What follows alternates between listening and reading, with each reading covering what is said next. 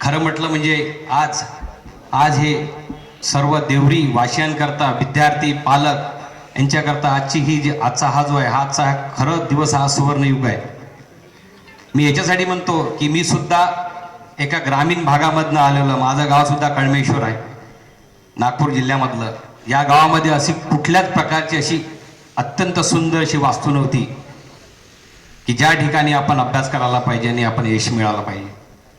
आम्ही विद्यार्थी होतो, विद्यार्थी दशेमध्ये असताना आम्ही एक MPSC काय असतं हे माहीत नव्हतं. ग्रॅज्युएशन करायचं, मग MPSC मध्ये असलेला अधिकारी असतात, ज्या ठिकाणी काही ठिकाणी तहसीलदार यायचे, ठाणेदार असायचे, मग त्यांना आम्ही जायचो मिळण्याकरता की कसं करावं लागतं MPSC. कारण तिथे अशा प्रकारचं कुठलीच अशी वास्तू नव्हती, अशी अभ्यासिका नव्हती की ज्या ठिकाणी कुठलं प्रकार. मग अशा ठिकाणी आम्ही जायचो, विचारायचो, तिथनं आम्हाला मार्ग मिळायचा. खरं म्हटलं म्हणजे विद्यार्थ्यांनो, स्पर्धा परीक्षा एक अथांग सागर आहे आणि या सागरामध्ये निश्चितच आपण पडल्यानंतर आपल्याला काहीतरी नक्कीच मिळणार. आपल्या सर्वांना माहित आहे, स्वामी विवेकानंद यांनी म्हटलेलं आहे की जीवनामध्ये take risk in your life, take risk in your life. आपण आपल्या जीवनामध्ये रिस्क घ्या. If you win you can lead. जर तुम्ही रिस्क घेतल्यानंतर तुम्ही जर विजेता झाला तर तुम्ही मार्गदर्शक म्हणून तुम्ही एक नेतृत्व कराल. अँड इफ यू लूज, काही कारणास्तव काही प्रयत्न कमी पडले असेल आणि त्याच्यामध्ये आपलं अपयश आलं तर आपण मार्गदर्शक म्हणून काम करू. मार्गदर्शक इन द सेन्स, आपण स्पर्धा परीक्षा तयारी करत असतो तर एखाद्या वेळेस काय कमी पडलं आपल्याला ते त्यांचं मार्गदर्शन मिळू शकतं. आणि प्रत्येकाने स्वप्न बघणं गरजेचं आहे. मी सुद्धा तुमच्यासारखाच विद्यार्थी होतो. विद्यार्थी दशेत आमच्या शाळेमध्ये कंगाले सर आले होते त्यावेळेस IPS असताना. त्यांना आमचं गेट टुगेदर होतं कॉलेजचं, त्यामध्ये त्यांनी जे सत्कार केला त्यांचा सत्कार बघून आम्हालाही वाटलं, मी सुद्धा त्यांच्यापैकी जो एक होतो, की असं सुद्धा वाटलं त्यावेळेस की आपण सुद्धा या मंचकावर एखाद दिवशी राहावं. त्या दृष्टिकोनातून प्रयत्न करत असताना आपल्याला पहिल्यांदा अपयश येईल, दुसऱ्यांदा अपयश येईल, परंतु आपलं प्रयत्न करणं आपण सोडलेलं नाही पाहिजे. आणि प्रत्येकाने स्वप्न बघितलं पाहिजे.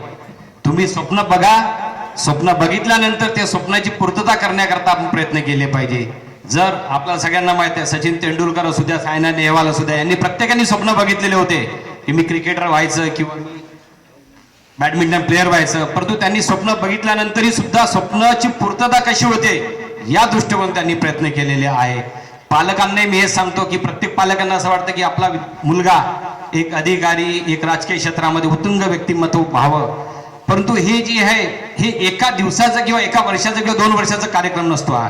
त्यामुळे पालकांना सुद्धा मी हे सांगू इच्छितो की पालकांनी सुद्धा आपल्या मुलांकडनं तेवढं पेशन्स राखणं गरजेचं आहे की नाही बाबा. काय असतं की प्रत्येकांना वाटतं, मी सुद्धा अभ्यास करत असताना असं वाटत होतं की शेजारचे लोकांना वाटत होतं हा बेटा 2 वर्ष 3 वर्ष अभ्यासच करत राहतो, यश काही मिळतच नाही.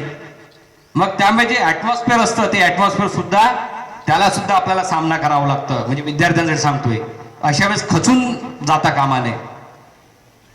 बोलण्याकरता खूप आहे, माझ्या नंतरही आम्ही भरपूर व्यक्ती आहे. जसं आता आपण बघितलं वाघमारे सर माझा 2च मिनिटाचा मागाशी संपर्क झाला.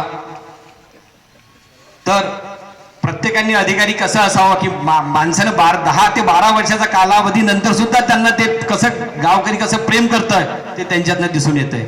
आणि त्यांचं सुद्धा काम अत्यंत वाखाणण्याजोग आहे. तर त्यांचं सुद्धा मार्गदर्शन आपल्याला लाभणारच आहे. मी परत आपल्या दिनबंधू जी अभ्यासिका आहे, जे दिनबंधू अभ्यासिकाचं जे प्लॅन्ट लावलेलं आहे, जे छोटंसं जे रोपटं लावलेलं आहे, या रोपट्याला निश्चितच पुढे भविष्यामध्ये राजकीय क्षेत्रात चमकणारे, प्रशासकीय क्षेत्रात चमकणारे, मग ते SDM असू द्या, IAS असू द्या, IPS असू द्या, फौजदार असू द्या, ठाणेदार असू द्या, तहसीलदार असू द्या, अशा प्रकारचे गोड फळे लागतील ही मी ईश्वरचरणी प्रार्थना करतो. आणि मी माझे 2 शब्द संपवतो. जय हिंद, जय महाराष्ट्र.